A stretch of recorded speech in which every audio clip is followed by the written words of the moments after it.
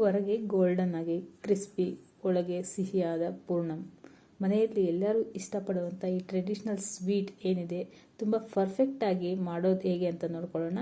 ಈ ಟಿಪ್ಸ್ನ ಫಾಲೋ ಮಾಡಿದರೆ ಪ್ರತಿಯೊಬ್ಬರು ಈ ಸ್ವೀಟ್ನ ಪರ್ಫೆಕ್ಟಾಗಿ ಮಾಡ್ಕೋಬಹುದು. ಇದನ್ನು ಕನ್ನಡದಲ್ಲಿ ಸುಕ್ಕಿನುಂಡೆ ಅಂತಲೂ ಕರೀತಾರೆ. ನಾನು Lekhana, welcome back to our channel. ಹಬ್ಬ ಅಂದ್ರೇ ಸ್ವೀಟ್ ಅಂದ್ರೇ ಹೋಳಿಗೆ ಅಥವಾ ಈ ರೀತಿ ಸುಕ್ಕಿನುಂಡೆ. ಈ ರೀತಿ ಒಂದ್ಸಲ ಟ್ರೈ ಮಾಡಿ ನೋಡಿ. ತುಂಬಾ ಟೇಸ್ಟಿಯಾಗಿ ಮಾಡಬಹುದು, ಹಾಗೆ ಈಸಿಯಾಗೂ ಮಾಡ್ಕೋಬಹುದು. ಇಲ್ಲಿ 2 ಲೋಟ ಆಗೋಷ್ಟು ತೊಗರಿಬೇಳೆನ ತೊಳೆದು ಇಟ್ಕೊಂಡಿದ್ದೀನಿ. ಇದಕ್ಕೆ ನಾನು 8 ಲೋಟ ಆಗೋಷ್ಟು ನೀರನ್ನ ಸೇರಿಸ್ಕೊಳ್ತಾ ಇದ್ದೀನಿ. ನಾನು ಓಪನ್ ಪಾತ್ರೆಯಲ್ಲಿ ಬೇಯಿಸ್ಕೊಳ್ತಾ ಇರೋದ್ರಿಂದ 8 ಲೋಟ ಆಗೋಷ್ಟು ಸೇರಿಸ್ಕೊಂಡಿನಿ. ಇದಕ್ಕೆ 1/4 ಟೇಬಲ್ ಸ್ಪೂನ್ ಅರಿಶಿನ ಪುಡಿ, ಹಾಗೆ 1/4 ಟೇಬಲ್ ಸ್ಪೂನ್ ಆಗೋಷ್ಟು ಉಪ್ಪು, ನಂತರ 1 ಟೇಬಲ್ ಸ್ಪೂನ್ ಆಗೋಷ್ಟು ಏನಿದೆ ತುಪ್ಪನ ಸೇರಿಸ್ಕೊಂಡು ಚೆನ್ನಾಗಿ ಬೇಯಿಸೋದಕ್ಕೆ ಇಟ್ಕೊಂಡಿದ್ದೀನಿ.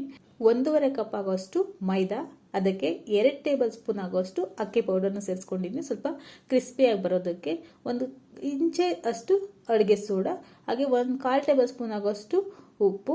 ನಂತರ ಇದಕ್ಕೆ 2 ಟೇಬಲ್ ಸ್ಪೂನ್ ಆಗೋಷ್ಟು ಬೆಲ್ಲ ಸೇರಿಸ್ಕೊಳ್ತೀನಿ, ಯಾಕಂದರೆ ಮೇಲೇನು ಸ್ವೀಟ್ ಇರಬೇಕು, ಟೆಕ್ಸ್ಚರು ಚೆನ್ನಾಗಿ ಬರಬೇಕು ಅಂತ. ಇದಕ್ಕೆ ಸ್ವಲ್ಪನೇ ನೀರು ಆ್ಯಡ್ ಮಾಡಿಕೊಂಡು ನಾವು ಈ ಬ್ಯಾಟರ್ ಏನಿದೆ ಇದನ್ನು ರೆಡಿ ಮಾಡ್ಕೋಬೇಕು.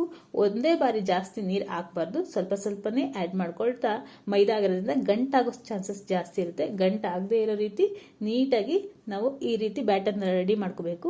ಇಲ್ಲಿ ನೋಡ್ತಾ ಇದ್ರಲ್ಲ, ಈ ರೀತಿ ಸ್ಪೂನಲ್ಲಿ ಹಿಂದೆ ಮಾಡಿದ್ರೆ ಈ ರೀತಿ ಬರಬೇಕು. ಥಿಕ್ನೆಸ್ ಇಷ್ಟಿದ್ರೆ, ಡ್ರಾಪಿಂಗ್ ಕನ್ಸಿಸ್ಟೆನ್ಸಿ ಇದ್ರೆ ಪರ್ಫೆಕ್ಟ್ ಆಗಿದೆ ಅಂತ ಹೇಳ್ಬಹುದು. ಈಗ ಇದನ್ನ ಪಕ್ಕಕ್ಕೆ ಇಟ್ಕೊಳ್ಳೋಣ. ನೋಡ್ತಾ ಇದ್ರಲ್ಲ, ಬೇಳೆ ಚೆನ್ನಾಗಿ ಬೇಯ್ತಾ ಇದೆ. ಮೇಲೆ ಏನು ನೊರೆ ಬರುತ್ತೆ ಇದನ್ನ ತೆಗೆದು ಬಿಡೋಣ, ಯಾಕಂದ್ರೆ ನೊರೆ ಇದ್ರೆ ಟೇಸ್ಟ್ ಚೆನ್ನಾಗಿ ಬರೋದಿಲ್ಲ. ತೊಗರಿ ಬೇಳೆ ಬದಲಿಗೆ ಬೇಕಿದ್ರೆ ಕಡಲೆ ಬೇಳೆ ಆದ್ರೂ ಉಪಯೋಗಿಸ್ಕೋಬಹುದು. ನಾನು ಇಲ್ಲಿ ಓಪನ್ ಪಾತ್ರೆಯಲ್ಲಿ ಬೇಯಿಸ್ಕೊಳ್ತಾ ಇದ್ದೀನಿ, ಅಥವಾ ಕುಕ್ಕರಲ್ಲಿ ಮಾಡ್ಕೊತೀನಿ ಅಂದರೆ 2 ಲೋಟಗೆ 5 ಲೋಟ ಆಗೋಷ್ಟು ನೀರು ಸೇರಿಸ್ಕೊಂಡು 1 ವಿಜಿಲ್ ಬೇಯಿಸ್ಕೊಂಡ್ರೆ ಸರಿ ಹೋಗುತ್ತೆ. ನೀಟಾಗಿ ಮಧ್ಯದಲ್ಲಿ ಚೆಕ್ ಮಾಡ್ಕೊಳ್ತಾ ಇರೋಣ, ಯಾಕಂದರೆ ಜಾಸ್ತಿ ಬೆಂದ್ಬಿಟ್ರೆ ಬೇಳೆ ಅದು ತುಂಬ ಮೆತ್ತಕ್ಕಾಗ್ಬಿಡುತ್ತೆ.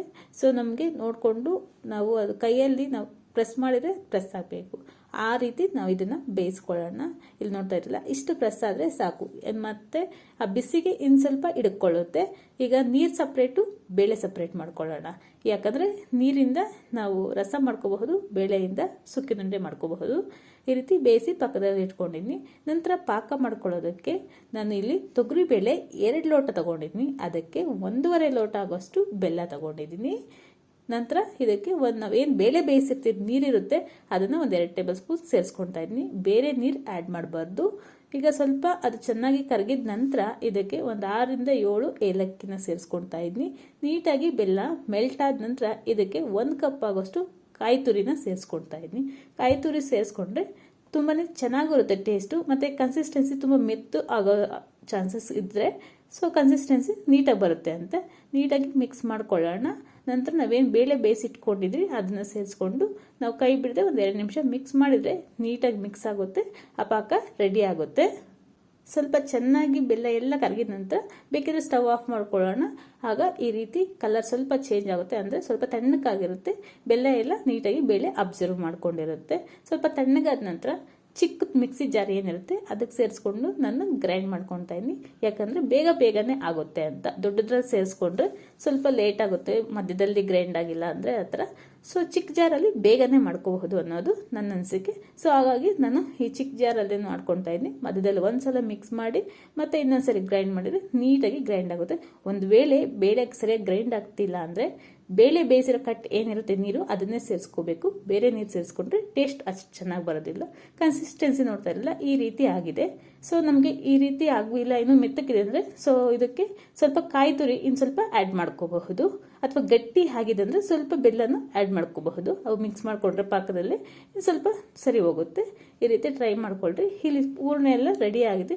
ನೀಟಾಗಿ ಒಂದ್ಸಲ ಮಿಕ್ಸ್ ಮಾಡಿ ಇದನ್ನು ಪಕ್ಕಕ್ಕೆ ಇಟ್ಕೊಳ್ಳೋಣ. ಉಂಡೆ ರೀತಿ ಮಾಡಿ ನಾವು ಪಕ್ಕಕ್ಕೆ ಇಟ್ಕೊಳ್ಳೋಣ. ಈ ರೀತಿ ನೋಡ್ತಾ ಇದ್ರಲ್ಲ, ಈ ರೀತಿ ಕನ್ಸಿಸ್ಟೆನ್ಸಿ ಬಂದರೆ ಸರಿ ಹೋಗುತ್ತೆ. 1 ಬಾರಿ ಮಾಡಿಬಿಟ್ಟು ಬೇಕಿದ್ರೆ ಇದು 1 ವಾರವರೆಗೂ ಫ್ರಿಜ್ಜಲ್ಲಿ ಇಟ್ಕೊಂಡು ನಾವು ಬೇಕಿದ್ರೆ ಮಾಡ್ಕೋಬಹುದು. ನಾನಿಲ್ಲಿ ಸ್ವಲ್ಪ ಉಂಡೆ ಮಾಡಿ ಪಕ್ಕಕ್ಕೆ ಇಟ್ಕೊಳ್ತಾ ಇದ್ದೀನಿ. ನಂತರ ನಾವು ಮೇಲಿನ ಕೋಟಿಂಗ್ ಬ್ಯಾಟರ್ ಏನು ಮಾಡಿ ಇಟ್ಕೊಂಡಿದ್ರೆ ಅದರಲ್ಲಿ ನಾವು ಇದನ್ನು ಹಾಕಿ ನಿಧಾನಕ್ಕೆ ಅದನ್ನು ಮಗಚಾಕಬೇಕು. ಯಾಕಂದರೆ ಅದು ಮೆತ್ತಕ್ಕಿರೋದ್ರಿಂದ ಹೂರಣ ಮಿಕ್ಸ್ ಆಗೋ ಚಾನ್ಸಸ್ ಇರುತ್ತೆ. ನಿಧಾನಕ್ಕೆ ತೆಗೆದು ಚೆನ್ನಾಗಿ ಕಾದಿರೋ ಎಣ್ಣೆಗೆ ಹಾಕಬೇಕಾಗಿರುತ್ತೆ. ನಾವು ಸ್ಪೂನ್ ಸಹಾಯದಿಂದ ಈ ರೀತಿ ಮಾಡಿಕೊಂಡ್ರೆ ಎಕ್ಸ್ಟ್ರಾ ಏನು ಮೈದಾ ಕೋಟಿಂಗ್ ಇರುತ್ತೆ ಅದೆಲ್ಲ ನೀಟಾಗಿ ಕೆಳಗಡೆ ಬಂದುಬಿಡುತ್ತೆ ಅಂತ. ಎಣ್ಣೆ ಚೆನ್ನಾಗಿ ಕಾದಿರಬೇಕು.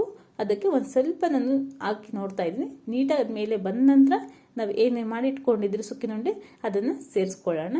ನಿಧಾನಕ್ಕೆ ಸೇರಿಸ್ಕೋಬೇಕು. ಒಂದು ಮೀಡಿಯಂ ಫ್ಲೇಮಲ್ಲಿ ಬೇಯಿಸ್ಕೊಂಡ್ರೆ ಸರಿ ಹೋಗುತ್ತೆ. ನಾವು ಎಣ್ಣೆಗೆ ಎಷ್ಟು ಬೇಕೋ ಅಷ್ಟು ಮಾತ್ರ ಸೇರಿಸ್ಕೋಬೇಕು. ಜಾಸ್ತಿ ಸೇರಿಸ್ಕೊಂಡ್ರೆ ಅದು ಮಿಕ್ಸ್ ಆಗೋ ಚಾನ್ಸಸ್ ಜಾಸ್ತಿ ಇರುತ್ತೆ. ನಂತರ ಹಾಕಿದ ತಕ್ಷಣನೇ ಮಗ್ಚ್ ಹಾಕಿದ್ರೆ ಅದು ಮಿಕ್ಸ್ ಆಗಿಬಿಡುತ್ತೆ.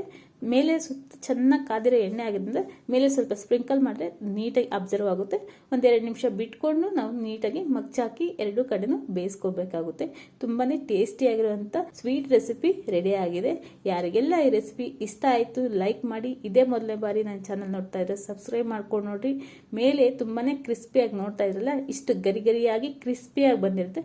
ಒಳಗಡೆ ಓಪನ್ ಮಾಡಿದ್ರೆ ತುಂಬ ಸಾಫ್ಟ್ ಆಗಿರುತ್ತೆ. ಒಂದ್ಸಲ ಟ್ರೈ ಮಾಡಿದ್ರೇ ಆ ಸ್ವೀಟ್ ಹೇಗಿದೆ ಅಂತ ಗೊತ್ತಾಗೋದು. ತುಂಬಾ ಈಸಿಯಾಗಿ ಮಾಡ್ಕೊಳ್ಳೋ ಅಂಥ ರೆಸಿಪಿ. Thank you.